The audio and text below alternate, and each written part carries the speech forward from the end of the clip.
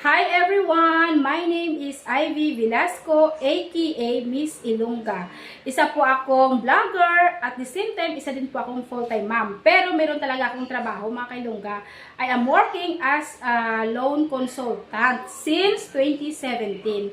And anyways, ipapakilala ko po sa inyo kung ano po yung mga banks na accredited ng aming company. So yung mga banks po namin na handle ay Security Bank, East West Bank, RCBC Bank, Equicom Bank, Maybank, and CTBC or China Trust Bank. And then meron din po kaming Welcome Finance mga kailongga. Pero anyways mga kailongga, syempre pag mag-apply tayo sa loans, meron po tayo mga qualifications. So sa ngayon, ipapakilala ko lang muna sa inyo yung dalawang banks namin para hassle po kayo sa mga requirements. Kasi most of our banks ay need talaga na mga complete documents mga kailongga. Syempre kailangan employed or self-employed si client. So pag employed si clients, dapat naka 6 months or 1 year na po siya sa company as regular employee or tawag doon, permanent mga kailongga. So for this time, i-recommend ko po sa inyo itong dalawang banks na to mga kailongga kasi itong dalawang banks ay less hassle po siya sa mga requirements kasi ang need po dito ay valid IDs lang at saka 3 specimen signatures once na credit card holder si client. So, sa East-West muna tayo mga kailongga. So, yung East-West Bank natin, ang ating interest dito ay nag-start po siya sa 1.79%. Fixed na po itong interest ni East-West Bank mga kailongga. So, ang tenor or yung terms is 12 months up to 36 months. So, 1.79% sa mga card holder po ito. Pag sinabi pong card holder, it means meron pong credit card si client. So, kahit na anong credit card po, okay po siya. And then, sa mga non-carded or walang credit card, pwede naman po sila mag-apply ng personal loan kay East West Bank. Pero yung interest rate kay East West Bank kapag walang credit card si client is nasa 1.99% po. In any tenor or terms din po. And dapat yung credit card ni client ay 1 year na siya mga kailongga. At pagdating naman po sa valid IDs, dapat yung valid IDs natin na i-represent ay yung primary IDs. Tulad ng SSS ID, passport, driver license, or UMID IDs mga kailongga. At syempre with 3 specimen signatures po yon yung ID ni client. And then back to back po yon mga kailongga. At yung qualification nga natin dito, kailangan Filipino citizen si client. And then, 21 years old. And then, yung maturity natin is 65 years old. Tapos, yung basic monthly income, kailangan 15,000. At yung basic annual income naman ay nasa 180,000, mga kailongga.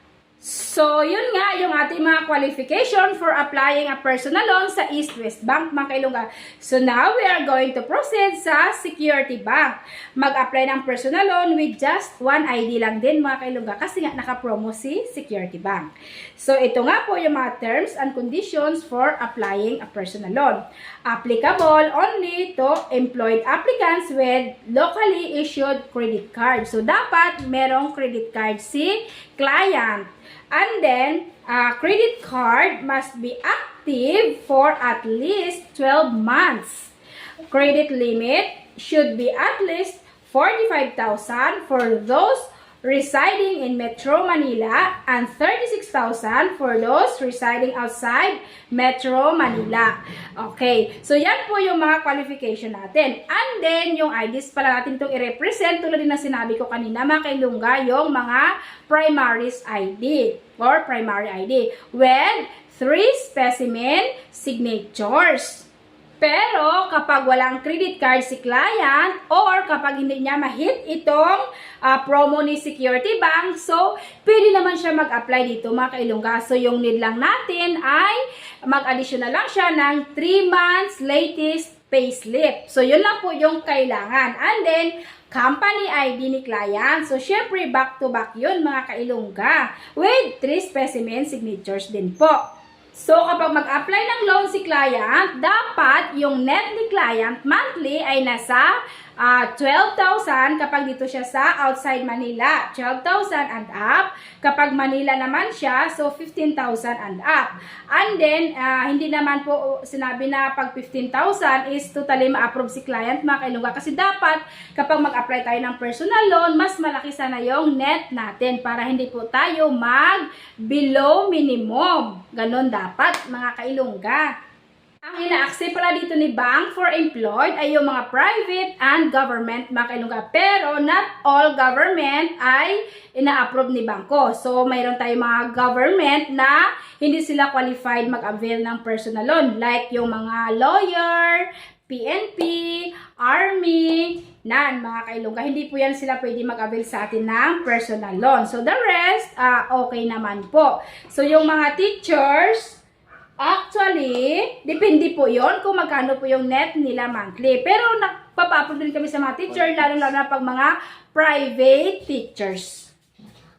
Sa mga client natin na gusto mag-avail ng personal loan, pero meron silang mga CMAP, negative findings, or mga court case, don't you worry mga kailongga. Kasi nga, magbibigay lang po tayo dyan ng Certificate of Settlement. Kaya, madali lang po natin yan i-settled once na mag-apply na po kayo ng personal loan. And kapag mag-apply po kayo sa amin ng personal loan mga kailongga, so don't you worry po. Kasi po nakamonitor po kami sa inyong account. And then meron po kaming status report from the bank. Kaya updated po kayo lahat sa mga status ng inyong personal loan. So kung gusto niyo po mag-apply ng personal loan, you can PM me directly on my personal account, Ivy Caciple Velasco, or to my blog, Miss Ilongga Vlog, mga kailongga, at mababasa ko din po yan. And pwede din po kayo mag-send sa aking email, mga kailongga. So at this time, pwede po tayo mag-apply ng personal loan through online. So i-email nyo lang po sa akin yung mga requirements nyo. Kaya kung meron po kayong mga tanong, pwede po kayo magtanong sa akin directly sa aking personal account at saka dito sa aking personal blog, mga kailongga. So, ayan mga kailongga, for this time, yung nirecommend ko ay for employed lang muna at dalawang bangko pa lang to. Security Bank and East West Bank. So, sa next videos ko po, ay i-represent ko na po sa inyo regarding po sa self-employed natin at sa mga requirements kung ano po yung kailangan kapag self-employed si client. And syempre, sa ibang banks din po mga kailongga. Kasi nga yung self-employed, meron tayong dalawa. Single proprietor and then corporation. So, abangan nyo po sa next vlog. So, hanggang dito na lang. Maraming salamat po mga kailongga. Love, love, love! See you later.